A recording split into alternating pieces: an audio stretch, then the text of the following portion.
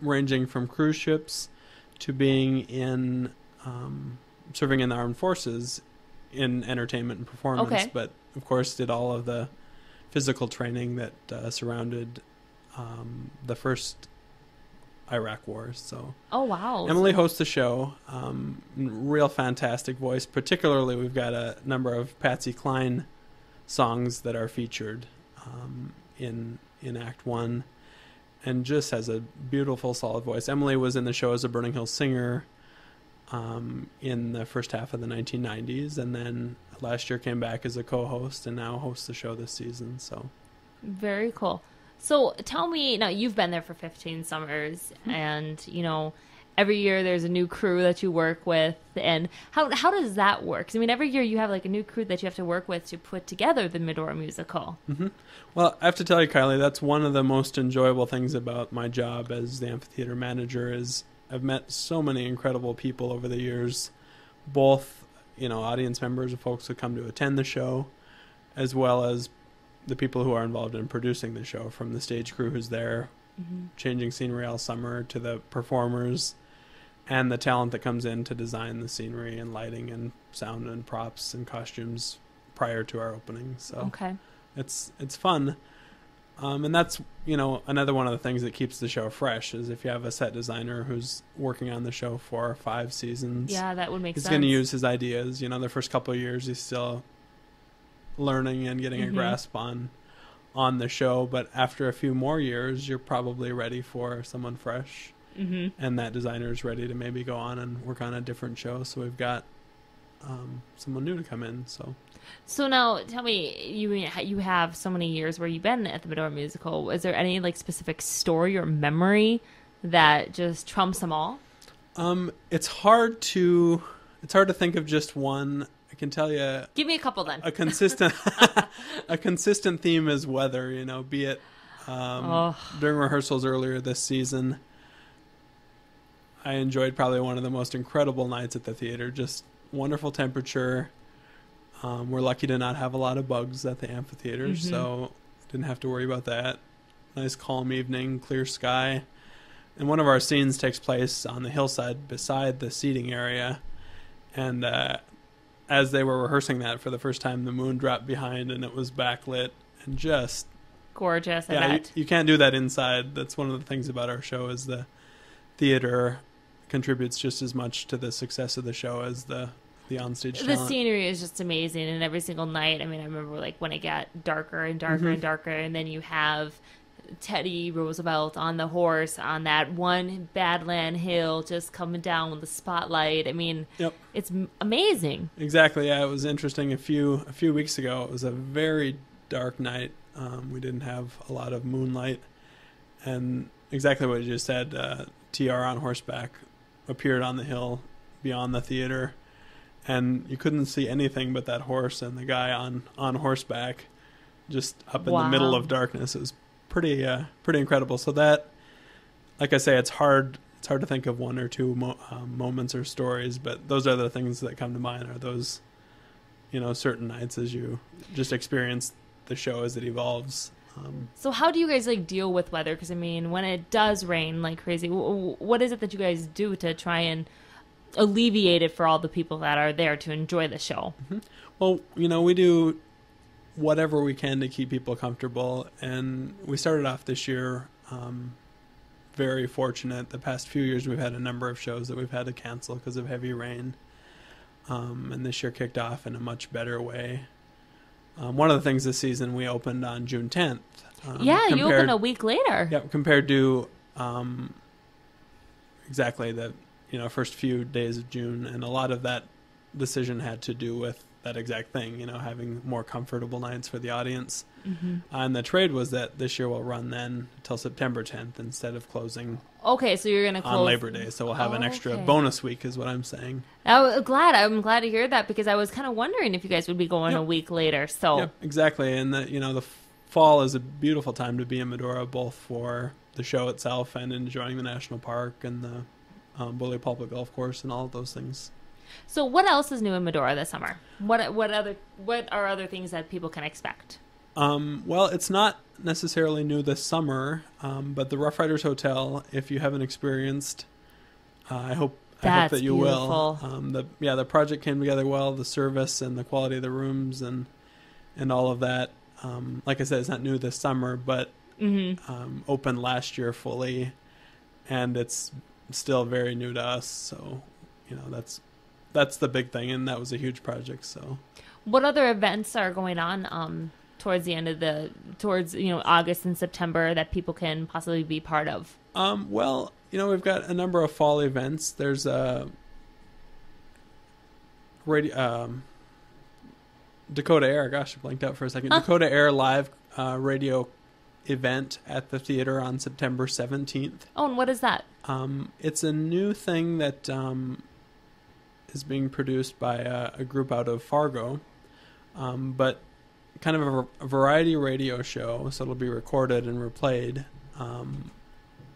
But the live event is open to the public. Tickets are available for that. So kind of a classic idea of old-time radio show, but performed live for people to watch. And that will have a variety similar to the musical itself. Some music as well as some skits by a group that does little performances, cowboy poetry, some TR content about President Roosevelt. Is that just a one day? Yep, that's a single event on, like I said, September 17th. So that'll be a great event in the fall. Prior to that, folks really need to get out and see the show. Like I said, it's incredible this season. We run through September 10th. On the 3rd, we'll have Wade Weston Music Fest, which is always a good event. Named for, of course, Wade Weston, who spent a lot of time in Medora. And was the host of the musical. Yep, hosted the show and performed as a Burning Hill singer, and also was the face and voice of our marketing effort for a number of years. But we'll expect a lot of great talent at that event also. And then on the weekend of the 10th, we'll be having the hot air balloon rally again, so people can check that out. How do people get to actually ride in hot air balloons? Well, that, because of the number of people who want to do it, and the limitation on the number of balloons that we can get, it's not something that we're able to offer because it kind of fills up instantly. But I can tell you from experience, watching it is every bit as cool as riding in one of those balloons. So it's a spectator event more than anything. So how do people get their name on the list to possibly one day? Honestly, I don't know how we're handling that. I would have to encourage people to check out our website, Medora.com. And of course all the events are listed there, but that would have more info. And now what about the Bully Pulpit Golf Course? Because then flooding. Yep. Again, with the beginning of the season, we had some challenges relating to the flooding, but we were lucky to get the first 9 holes open in early in June still, and work has continued on the other 9, getting those back in shape. The cool thing about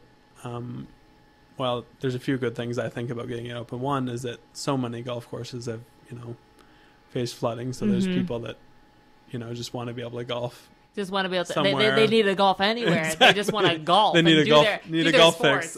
Yes. But so it was great to get the first 9 open, and the nice thing about the particular 9 that were selected is that there's a variety of the Riverside holes and the Cottonwoods, and then the 3 signature holes up in the Badlands. Where, those ones of course, are high and dry. So amazing, those holes. Yep. So we've got, like I said, we have had 9 great holes of golf, and we're getting the other 9 where they ought to be, so we can get the whole thing back exactly as it was. So now people always think Medora as a summertime activity, but now with this Rough Rider Hotel, you guys can almost become a winter-long activity. Yep. With the renovation of the Rough Riders Hotel and expanding and adding on the rooms there. Last year was a very successful full year of business. And of course, it depends on what people like when they come out to Medora. That fine dining on the weekends in the hotel dining room. Cross-country skiing is very popular. Wintertime wildlife in the park as the weather allows. Getting through the park road is always fun. and a highlight for people.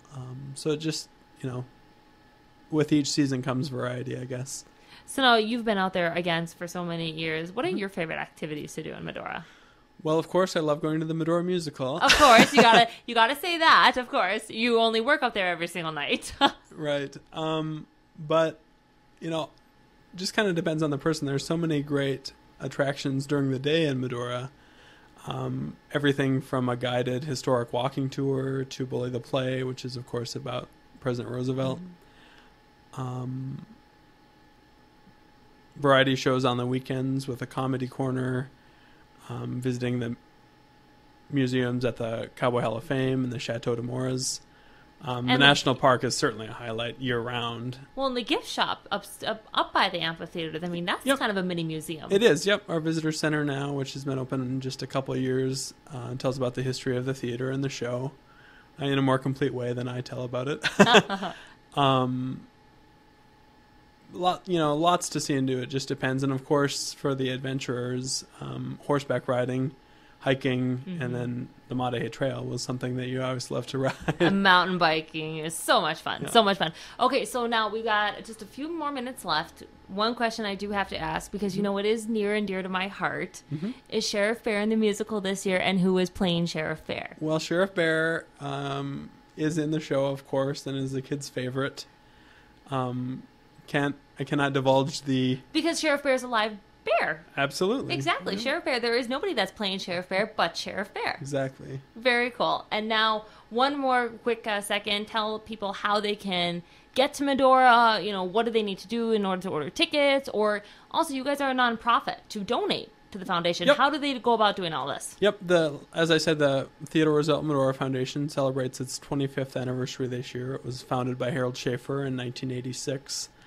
Lots of information about what we do, our mission and values and all those things available on our website, Medora.com. Okay. As well as tickets to the show are available on the website. But for more information and to talk to a live person, of course, we invite you to call 1-800-MEDORA-1. And, if you have specific questions, if you're ready to make your ticket reservations, which I hope you are, call that. They'll take care of you. Or they can send you a visitor's guide, which has information about everything that we offer as the Medora Foundation, as well as the other attractions within Medora. Very cool. Well, thank you again for coming on this edition of City Chat with City Magazine, and really appreciate having you. Yeah, it's great to be here. I like to be in Medora, but it's fun to come and tell people to come to Medora, too. Exactly. And everybody, thank you for watching this edition of City Chat and listening to it with City Magazine. Make sure you head to the website at thecitymag.com, where you can read the current issue. Melanie Carvello is on the cover, and all of her extra questions that are on the website that are not in the magazine. And you can also watch past episodes of City Chat with City Magazine. Have a good day.